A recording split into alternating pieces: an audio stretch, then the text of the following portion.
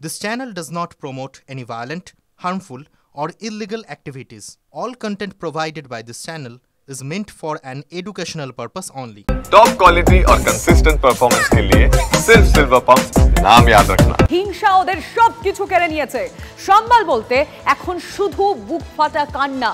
মুর্শিদাবাদের হিংসা বিধ্বস্ত ধুলিয়ান শামশেরগঞ্জের পরিস্থিতি সরেজমিনের খতিয়ে দেখছে জাতীয় মহিলা কমিশন পৌঁছেছে। কথা বলেছেন দুর্গতদের সঙ্গে। আমরা বাঁচতে চাই, পুলিশে ভরসা নেই। স্থায়ী বিএসএফ ক্যাম্পের দাবিতে জাতীয় মহিলা কমিশনের সামনে কান্নায় ভেঙে পড়লেন সন্ত্রস্ত মহিলারা। সেই ছবি আরো একবার আপনাদের সামনে। ঘর হারিয়েছেন, জীবনের সব সঞ্চয় চলে গিয়েছে। কি করবেন? জাতীয় মহিলা কমিশনের কাছে অসহায় আরতি দুর্গতদের। উঠল এনআইএ তদন্তের দাবিও। আমাদের রিপোর্টাররা এই মুহূর্তে সব ছবি আপনাদের সামনে তুলে ধরবেন। এই মুহূর্তে জাতীয় মহিলা কমিশনের সঙ্গে আমাদের রিপোর্টার সায়ন্ত ভট্টাচার্য রয়েছেন। সায়ন্ত, আমরা দেখছি তুমি ছবিটা দেখাচ্ছ একের পর এক। তারা সেই সমস্ত এলাকায় পৌঁছচ্ছে যেখানে অশান্তির ছবিগুলো সামনে এসেছিল। সেই সমস্ত মানুষজনের কথা শুনছেন। এখন কি চলছে?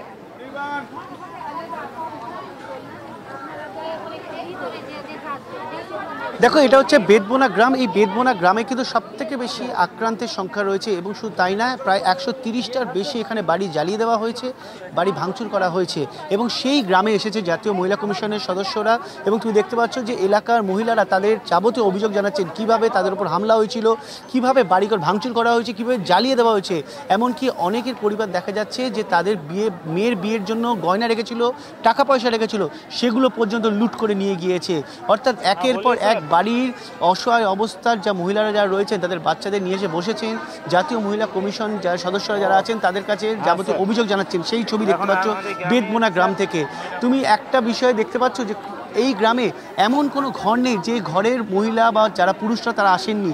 প্রায় 130টা বাড়ি কম নয়। সেই জায়গায় দাঁড়িয়ে জাফরাবাদ, বেদবোনা, এই পুরো এই এলাকাগুলো কিন্তু সম্পূর্ণ জ্বালিয়ে দেওয়া হয়েছে।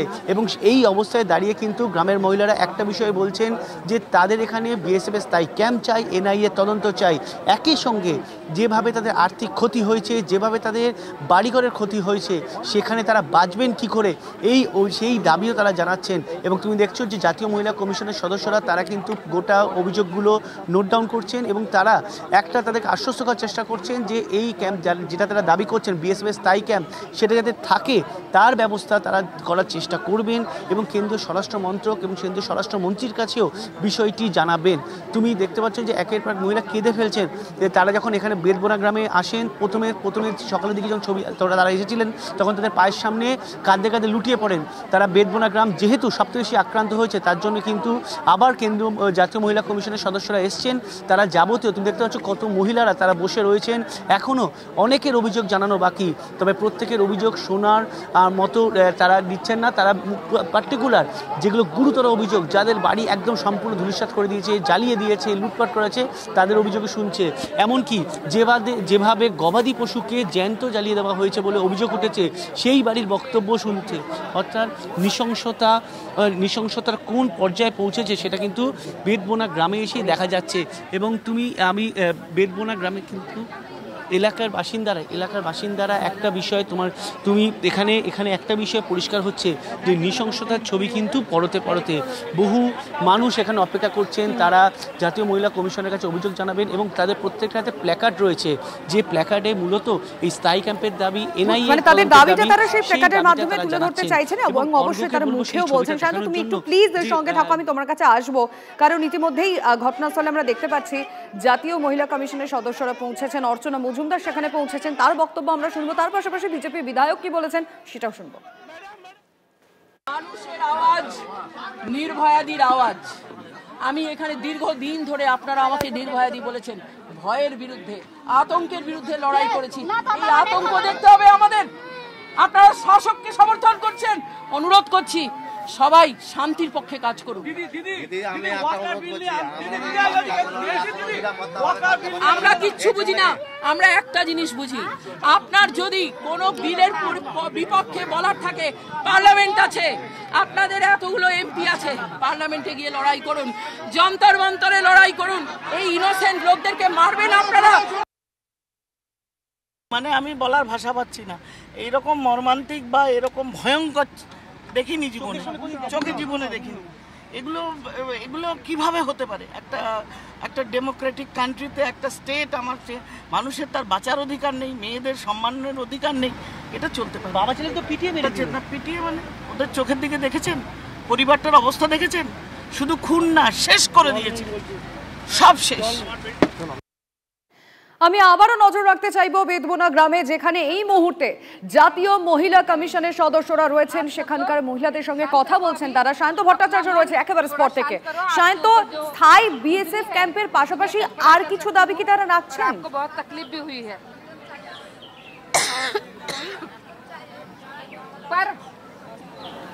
দেখো, তারা বিএসএফ ক্যাম্পের পাশাপাশি এনআইএ তদন্তের দাবি জানাচ্ছেন এবং এমনকি যে বাড়িঘরগুলোকে ভাঙচুর করে দেওয়া হয়েছে সেই আর্থিক ক্ষতিপূরণ রাজ্য সরকারের।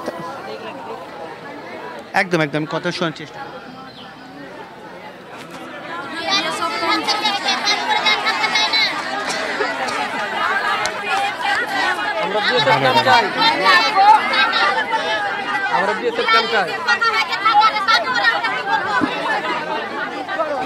मैंने हमको ये भी बताया है कि आपने बार बार ये कहा है कि आपको बीएसएफ यहाँ पे चाहिए।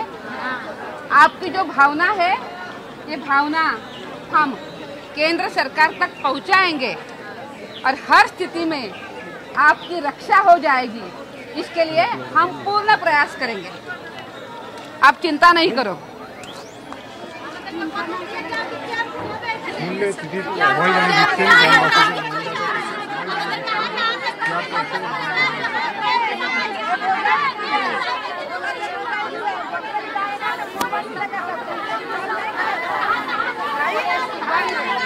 जब रोजा ईद गया, बकरी ईद आएगा तो कुर्बानी देगा सब, कौन भी ऐसे रुकेगा? यही बोल रहा है। শান্তের সঙ্গে আমি আরেকবার কথা বলতে চাইবো। শান্ত, অবশ্যই যে কথাটা তোমাকে জিজ্ঞেস করছিলাম, স্থায়ী বিএসএফ ক্যাম্পের পাশাপাশি আর কি কি দাবি বা তারা তাদের নিরাপত্তার জন্য আর কোন কোন বিষয়গুলো বললেন?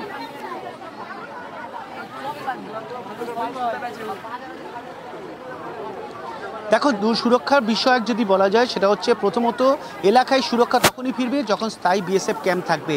এবং বিএসএফ ক্যাম্প প্রথম দিন থেকে যে দাবি তারা করে এসছেন, আজকে জাতীয় মহিলা কমিশনের কাছেও তারা সেই একই দাবি করেছেন। এই জন্য আমরা যেটা প্রথম থেকে জাফরাবাদ, বেদবোনা বা দিগড়ির মতো যে গ্রামগুলো গিয়েছি, প্রত্যেকটা জায়গায় কিন্তু মানুষ প্ল্যাকার্ড নিয়ে দাঁড়িয়েছিল, যেখানে মূলত একটাই লাইন লেখা, বিএসএফের স্থায়ী ক্যাম্প চাই, একই সঙ্গে এনআইএ তদন্ত চাই। কারণ পুলিশের তদন্ত এবং পুলিশের ওপর তারা কোনোভাবেই আস্থা প্রকাশ করতে পারছেন না। একই সঙ্গে যেটা আরও একটি বিষয়, সেটা হচ্ছে বাড়িঘর যেভাবে ভাঙচুর করা হয়েছে, যেভাবে জ্বালিয়ে দেওয়া হয়েছে, যেভাবে লুটপাট করা হয়েছে, এই অবস্থায় তারা থাকবেন কোথায়? খোলা আকাশের তলায় তারা থাকবেন কিভাবে? সেই বিষয়টাও কিন্তু তোমার ক্যামেরার মাধ্যমে মানুষজনের বক্তব্য শোনাচ্ছে। এবং এইটাই মূলত দেখা যাচ্ছে যে তারা কিন্তু সুরক্ষার দিকে আরও গুরুত্ব দেওয়ার চেষ্টা করছেন। কারণ তারা একটা বিষয় বলছেন, আমরা যদি নিরাপদে থাকি, সুরক্ষায় থাকি, তাহলে আমরা নতুন করে বাঁচতে পারবো, কিন্তু যদি প্রাণেই মরে যাই তাহলে আমরা কী করে থাকবো? বিশেষ করে বাড়ির মেয়েরা, বাড়ির শিশুরা কিন্তু সব থেকে বেশি চিন্তিত হয়ে রয়েছে। এবং বাড়ির মহিলারা যেটা বলছেন, আজকে একটা অভিযোগও দেখা গেল, যেটা বলছেন যে বাড়ির মহিলাদের এবং মেয়েদের পর্যন্ত যারা দুষ্কৃতী তারা ছাড়ছেন না, তাদেরকে নানাভাবে হেনস্থা, নানাভাবে হুমকি দেওয়া হচ্ছে বিভিন্ন সময়। এখনো এই অবস্থায় দাঁড়িয়ে তারা কিন্তু সুরক্ষার কথা বলছেন এবং যে কারণে বিএসএফ এর জওয়ানরা যারা রয়েছেন, কথা এখন যা পরিস্থিতি, কোথায় থাকবেন, কি করবেন, তারা তো ভেবেই পাচ্ছেন না। তুমি প্লিজ সঙ্গে থাকো সায়ন্ত, কারণ আমরা একই সঙ্গে দুটো ছবি দেখাচ্ছি ঠিক টেলিভিশনে। টিভি9 বাংলার পর্দার বাদিকের যে ছবিটা দেখছেন, জাফরাবাদের ছবি। রাজ্যপাল সিভি আনন্দ বোস তারা পৌঁছে গিয়েছেন এবং তিনি এই মুহূর্তে আপনাদের সেই ঘটনা জাফরাবাদে মনে আছে, যেখানে এক পরিবারে বাবা এবং ছেলেকে হত্যা করা হয়েছিল, সেই পরিবারের সদস্যদের সঙ্গে কথা বলছেন কৌশিক, আমাদের রিপোর্টার রয়েছেন আমাদের সঙ্গে। কৌশিক, কি কথা হচ্ছে তাদের? পরিবারকে কিছু কি আশ্বাস দিচ্ছেন? দেখো, পরিবারকে কিন্তু আশ্বাস দিয়েছেন রাজ্যপাল। ইতিমধ্যে তিনি বলেছেন যে এই যে সমস্ত ঘটনা ঘটেছে সেই সমস্ত ঘটনা কেন্দ্রে কিন্তু জানানো হবে, কেন্দ্রের স্বরাষ্ট্র মন্ত্রকের দপ্তরে সেই রিপোর্ট দেওয়া হবে। এবং এর পাশাপাশি তিনি বলেছেন যে এলাকায় হিংসা কবলিত তাদের নিরাপত্তা সুনিশ্চিত করা হবে এবং সেই বিষয়ে তিনি বদ্ধপরিকর এবং প্রত্যেকটি এলাকা কিন্তু তিনি ঘুরে ঘুরে দেখেন। এছাড়াও যে এলাকায় সব থেকে যে দুজনের মৃত্যু ঘটেছিল তার পরিবারের সঙ্গে কথা বলেন এবং এর পাশাপাশি তিনি কথা বলেন অন্যান্য যেসব বাড়ি ঘরে আগুন ধরিয়ে দেওয়া হয়েছিল সেই সব এলাকাতে তিনি কথা বলেন। তুমি সঙ্গে থাকো, আমরা একটু শোনার চেষ্টা করবো অবশ্যই।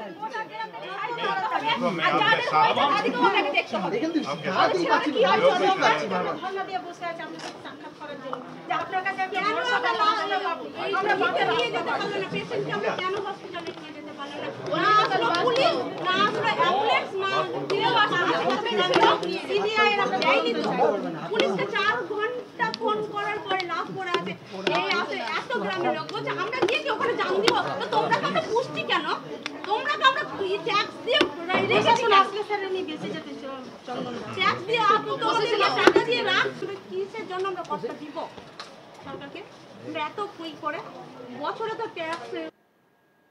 কৌশিকের সঙ্গে কথা বলতে চাইবো। কৌশিক, পরিবারের লোকজন কিছু বলছেন রাজ্যপালকে, তাদের বক্তব্য সামনে রাখছেন, কি বলছেন ঠিক? দেখো, পরিবারের লোকজন যেটা জানাচ্ছেন তারা কিন্তু আতঙ্কে রয়েছেন, তাদের পরিবারের মৃত্যুর ঘটনা ঘটেছে এবং এরপরে কিন্তু আরো মারাত্মক ঘটনা হতে পারে এমনই তারা মনে করছেন। তারা আতঙ্কে আছে, তারা কিন্তু দাবি করছে যে তাদেরকে কিন্তু ভয় দেখানো হচ্ছে, যে ঘটনা ঘটেছে তারপরে কিন্তু ভয় দেখানো হচ্ছে যে কেন্দ্র বাহিনী চলে গেলে তোদের কি অবস্থা হবে, এইরকমই উচ্চ স্বরে বিভিন্ন রকমের হুঁশিয়ারি দেওয়া হচ্ছে এবং সেই কারণে আরো ভীত সন্ত্রস্ত হয়ে রয়েছেন তারা। কারণ যে বিএসএফ বা কেন্দ্র বাহিনী যে রয়েছেন তারা চলে গেলে তারা কিভাবে দিন কাটাবেন, কারণ পুলিশ সে সময় যেদিন হিংসার ঘটনা ঘটেছিল সেদিন কিন্তু পুলিশকে পাওয়া যায়নি, এমনটাই তাদের অভিযোগ। এবং তারপর থেকে কিন্তু লোকজন কিন্তু পুলিশের বিরুদ্ধে বারংবার ক্ষোভ উগড়ে দিয়েছেন এবং তারা দাবি করেছিলেন যে পুলিশ নিরাপত্তা যথেষ্ট নয় এবং তারা বারংবার এখানে স্থায়ী একটি বিএসএফ ক্যাম্পের দাবি করেছিলেন। আজ কিন্তু সেই একই দাবি কিন্তু তারা করেন এবং তারা প্রত্যেকজনই কিন্তু প্ল্যাকেট নিয়ে কিন্তু হাতে দাঁড়িয়ে আছে এবং তাদের একটাই দাবি যে তারা বিএসএফ ক্যাম্পের পাশাপাশি তাদের নিরাপত্তা সুনিশ্চিত করতে, যে ঘটনা ঘটেছে সেই ঘটনার এনআইএ বা সিবিআই তদন্ত করতে হবে, এমনটাই কিন্তু তিনি তার কাছে দাবি রেখেছেন এবং সেই সব কথার সমস্ত কথা। বেশ কৌশিক, তুমি সঙ্গে থাকো, আমি একটু দুটো ছবি আরো একবার দেখিয়ে রাখতে চাইবো আমাদের দর্শকদের জন্য। জাফরাবাদে আমরা দেখাচ্ছি রাজ্যপাল সিভি আনন্দ বোস পৌঁছে গিয়েছেন, যে পরিবারে বাবা এবং ছেলেকে হত্যা করা হয়েছিল সেই পরিবারের সঙ্গে কথা বলছেন এবং তার পাশাপাশি আমরা দেখাচ্ছি বেদবোনা গ্রামের ছবি, যেখানে এনসিডব্লিউ টিম পৌঁছেছেন এবং জাতীয় মহিলা কমিশনের আধিকারিকরা সেখানে পৌঁছানোর পরই বুক ফাটা কান্না সেখানকার মহিলাদের। অসহায় মানুষগুলো তারা তাদের কথা বলছেন, জানাচ্ছেন এবং বারংবার যে দাবি তারা সামনে রাখছেন, বেদবোনা গ্রামে যেন স্থায়ী বিএসএফ ক্যাম্প হয়, সেই ক্যাম্পের কথা তারা বারংবার বলার চেষ্টা করছেন।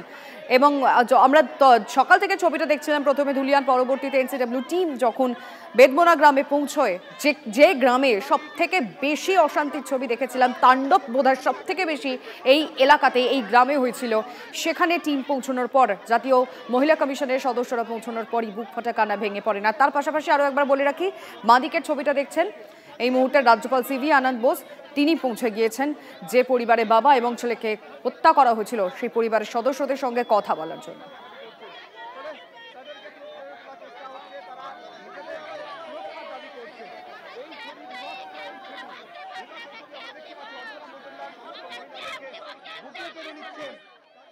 কিভাবে অসহায় সাধারণ মানুষগুলো তারা বেদবোনায় যারা জাতীয় মহিলা কমিশন যারা সদস্য ছিলেন তাদের সামনে নিজেদের অভিযোগ জানালেন, তারা নিজেদের দাবি জানালেন এবং তারা একটা বিষয় জানাচ্ছেন যে এই ক্যাম্পে কেন্দ্রীয় বাহিনীর স্থায়ী ক্যাম্প চাই, নইলে তারা কোনোভাবে বাঁচতে পারবেন না, টিকতে পারবেন না। এবং প্রত্যেকটা গ্রামবাসী তুমি দেখতে পাচ্ছ যে অসংখ্য মানুষের, আমি একটা ছবি অর্ঘ্যকে দেখাতে বলবো, এখানে তারা রীতিমতো বোর্ড নিয়ে এসছে, ধুলিয়ানে স্থায়ী বিএসএফ ক্যাম্প চাই। রীতিমতো কেন্দ্রীয় মহিলা কমিশন, জাতীয় মহিলা কমিশন এসছে, তাদের সামনে ধুলিয়ানে স্থায়ী বিএসএফ ক্যাম্প চাই। এই দাবি নিয়ে, এই দাবি কখনো এই গ্রাম থেকে ওঠেনি। যে হামলা হয়েছে সেই হামলার পর কিন্তু এই ধরনের দাবি উঠছে।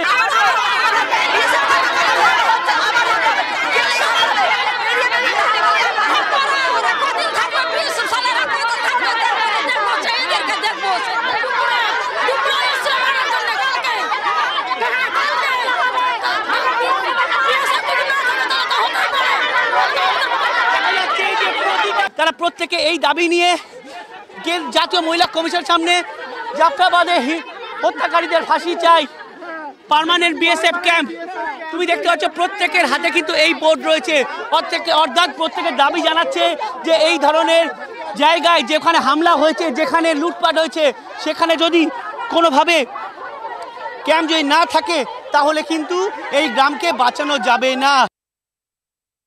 ये जो हिंसा जो हुई है उसकी सबसे पहले तो शिकार महिलाएं हो गई है और जिस तरीके से उन्होंने सब कुछ अपना गवा दिया है, ये बहुत दुख की बात है। इस तरीके से ये सब अमानवीय है, इतनी तकलीफ इन सब लोगों को हो रही है।